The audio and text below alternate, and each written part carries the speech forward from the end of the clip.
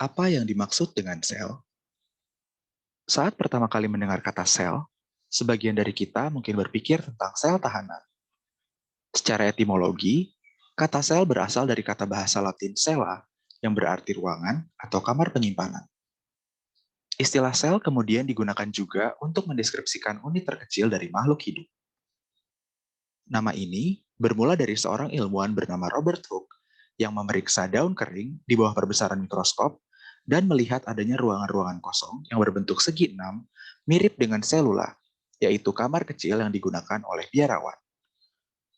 Melalui publikasinya yang berjudul Mikrografia, ia menamai ruangan-ruangan tersebut sebagai sel. Dalam pengertian biologi saat ini, sel dikenal sebagai unit struktural dan fungsional terkecil dari suatu makhluk hidup. Secara struktural, berarti bahwa seluruh makhluk hidup pasti terdiri dari sel yang hidup. Dalam tubuh manusia, terdapat sekitar 40 miliar sel yang menyusunnya. Secara fungsional, berarti bahwa masing-masing sel menjalankan fungsi-fungsi yang mempertahankan kehidupan. Untuk dapat menjalankan fungsi-fungsi kehidupan, sel memiliki organ-organ berukuran kecil yang disebut sebagai organel. Dalam sel tubuh manusia, organel yang terdapat di dalamnya antara lain terdiri dari komponen yang terlihat pada layar. Mari kita bahas satu persatu. Mulai dari inti sel. Pada gambar sel, inti sel ditunjukkan dengan panah berwarna merah, yaitu berupa lingkaran yang berwarna biru. Inti sel secara sederhana merupakan pusat kendali yang mengatur aktivitas sel. Fungsi pengaturan tersebut dijalankan melalui material genetik yang dikenal sebagai deoksiribonucleic acid atau disebut sebagai DNA. Selanjutnya kita membahas tentang membran sel. Membran sel pada gambar sel merupakan area berwarna kuning pada tepi sel. Secara sederhana, membran sel merupakan pagar yang memisahkan bagian dalam sel dengan dunia luar. Jika dilihat lebih dekat, membran sel memiliki struktur sebagai berikut, yaitu terdiri dari fosfolipid bilayer. Komponennya antara lain adalah fosfat yang bersifat hidrofilik atau suka air, lipid yang bersifat hidrofobik atau takut air, saluran protein yang membantu pertukaran zat, dan kolesterol yang memberi fleksibilitas terhadap membran. Dengan struktur-struktur tersebut, membran sel mampu menjalankan dua fungsi utama, yaitu komunikasi antar sel dan mengatur pertukaran zat. Pertukaran zat perlu diatur agar komposisi antara dalam sel dan luar sel tetap terjaga seimbang. Selanjutnya kita akan membahas mengenai sitoplasma. Pada gambar sel, sitoplasma ditandai dengan area yang berwarna ungu muda. Secara sederhana, sitoplasma merupakan cairan tempat beradanya segala macam organel di dalam sel. Selanjutnya kita akan membahas tentang sitoskeleton. Pada gambar sel, sitoskeleton merupakan benang-benang berwarna ungu tua. Sitoskeleton, jika dilihat lebih dekat, merupakan benang-benang protein.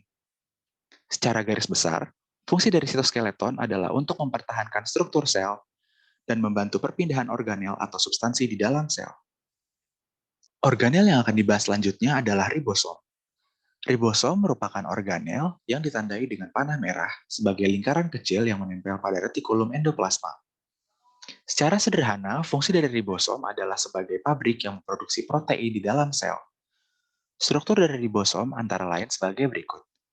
Terdiri dari subunit 40S, subunit 60S, dibantu dengan messenger RNA atau mRNA, dan transport RNA atau tRNA.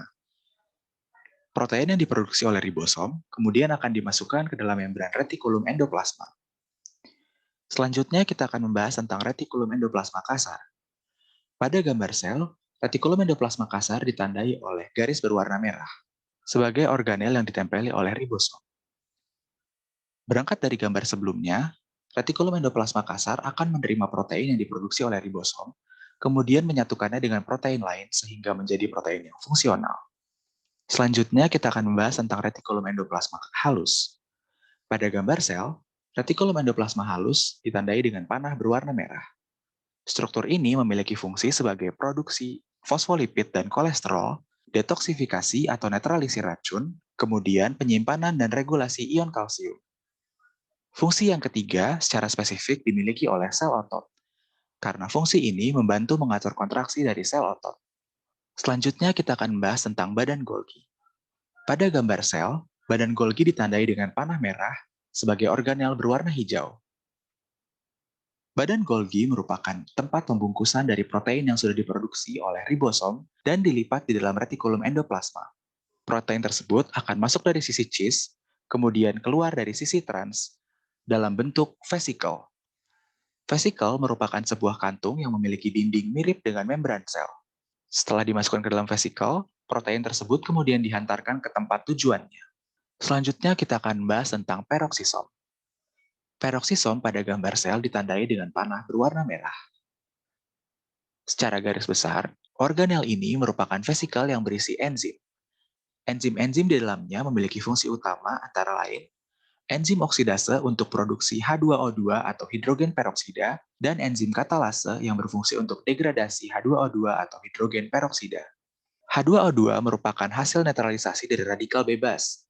Radikal bebas sendiri merupakan senyawa reaktif yang terdapat di dalam sel dan dapat mengakibatkan cedera pada sel.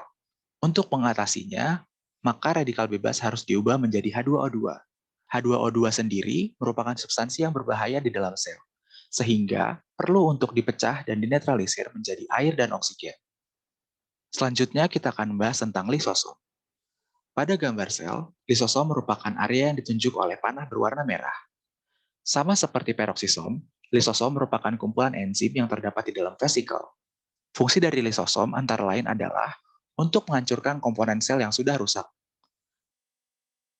Pada sel imun, fungsi ini juga digunakan untuk membunuh kuman berupa bakteri yang sudah difagositosis, sehingga bakteri tersebut dapat dimusnahkan. Selanjutnya kita akan membahas tentang proteasom. Pada gambar sel ditunjukkan dengan panah berwarna merah. Proteasom merupakan suatu protein yang tidak diselubungi oleh vesikel dan terdapat di dalam sitoplasma. Proteasom sendiri memiliki fungsi utama untuk menghancurkan protein yang tidak fungsional atau rusak. Selain itu, fungsi ini dapat meluas untuk membatasi waktu kerja protein tertentu melalui penghancuran dari protein tersebut.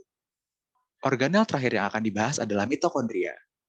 Pada gambar sel, mitokondria ditandai dengan panah berwarna merah. Secara sederhana, fungsi utama dari mitokondria adalah menyediakan energi berupa ATP yang diproduksi dari glukosa. Fungsi lain dari mitokondria adalah untuk memfasilitasi mekanisme bunuh diri sel. Fungsi ini diaktifkan jika terjadi situasi yang mengancam, seperti misalnya infeksi organisme di dalam sel, sehingga untuk memusnahkan organisme tersebut harus dilakukan bunuh diri pada sel. Demikian merupakan penjelasan saya mengenai apa itu sel. Terima kasih sudah menyaksikan, semoga bermanfaat. Jangan lupa untuk komen, like, dan subscribe. Untuk diingat, video ini hanya bersifat sebagai gambaran awal sebelum mempelajari lebih lanjut, sehingga tidak dapat dijadikan sebagai satu-satunya acuan. Sampai jumpa di video selanjutnya.